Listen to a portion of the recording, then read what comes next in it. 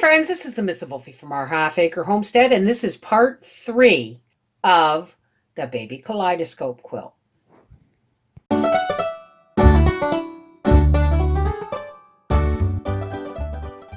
Sorry the light is so poor, folks, but there is 6 out of 9 rows.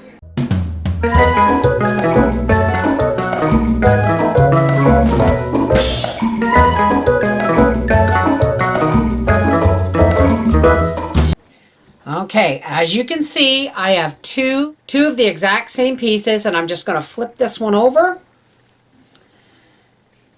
And then I'm going to pin it. You may be tempted not to, but with this many pieces in a block, they can be pulled apart and askew very easily just by sewing it together.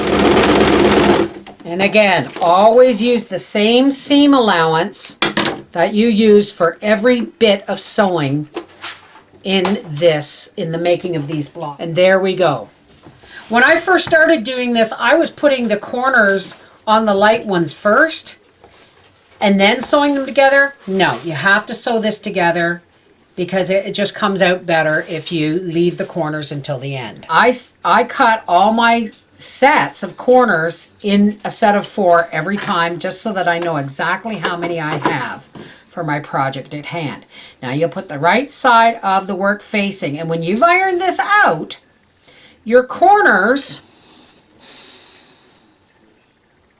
are sticking out past the fabric below, and that's okay because that's the corners or the points that you line up your corner with. Now I'm just pinning this to show you. It may look odd and you may want to try and line it up better, but don't. This is the way it is supposed to be. They are meant to stick out that way. Your white may look like it's off from this, but that's because this also has a seam allowance.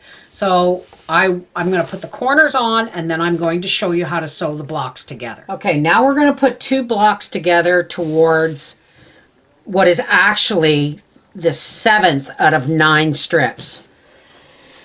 Okay, because this is actually a crib quilt, folks. It's not like a carriage quilt. It's not a newborn thing. This is actually going to be for the crib and potentially a toddler bed.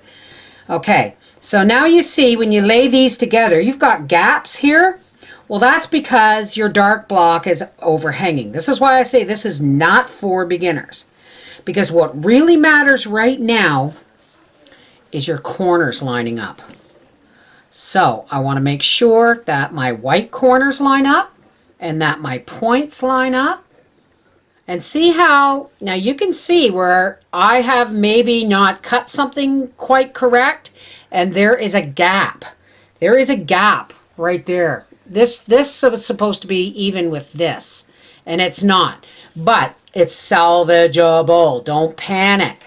Okay, it's just a matter of directing your sewing exactly where it needs to be. Again, I reiterate, this quilt is not for beginners. So I'm just going to sew this, and then I will show you. I have to take that first pin out. Now if your outer, let me show this to you. As you can see, where I have sewn here is shorter than this part here. That's okay. We are sewing with level with the white, not the colored. Okay? And this is where we can correct if there is a little bit out of kilter. It's a gradual slope, but it's one I've learned to do when things don't line up absolutely 100%. Again, that's why I say this is not for beginners. Now you see, let me see here. Now you see how it's across and that the colored is slightly higher than the white, but it's okay because it's going to be square. Now I'll show you what I mean when I iron it open. Let's get rid of that thread. Triangles, making squares, making circles. Okay, those who joined me on my singing and sewing live stream, which I deleted, will remember me sewing one of these rows while I was on live feed. Now listen, folks, I don't often pin entire rows down as I am quilting them, because they're usually a very simple pattern. This one's a tough one. And if you don't get all your measurements and your cuttings right, your stuff will not line up properly. And because of the sheer volume of pieces in each block, they can have a tendency to pull askew while you're running it through the sewing machine. So this is why, let's see what I'm doing here. I am pinning every single joint along the way to putting these rows together. Now folks, please, please, please, especially in a baby quilt, be very, very careful to make sure you get every single pin out, because when you're sewing sometimes and you've got it all pinned together, as you're sewing, sometimes the presser foot will push a piece of fabric over the pin and you won't necessarily see it.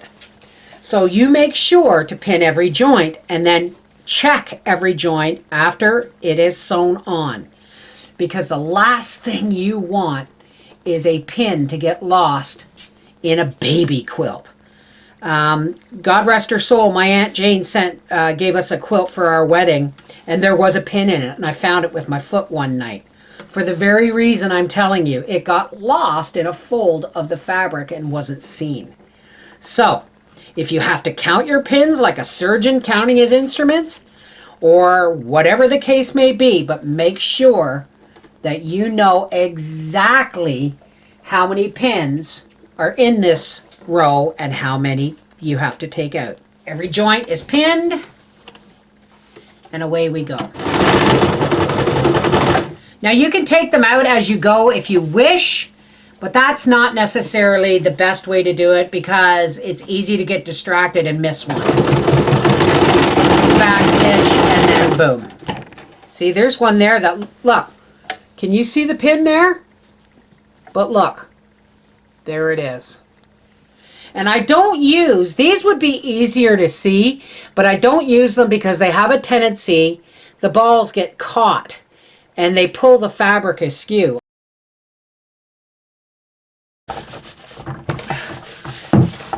But you want this as smooth and flat as possible because it makes it easier to quilt.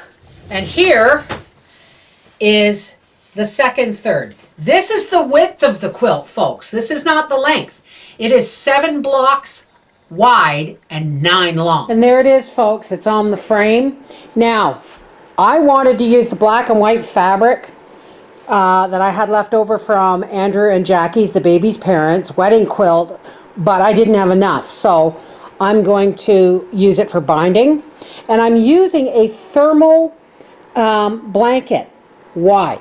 Because it's woven together and it is less apt to pull apart under the top.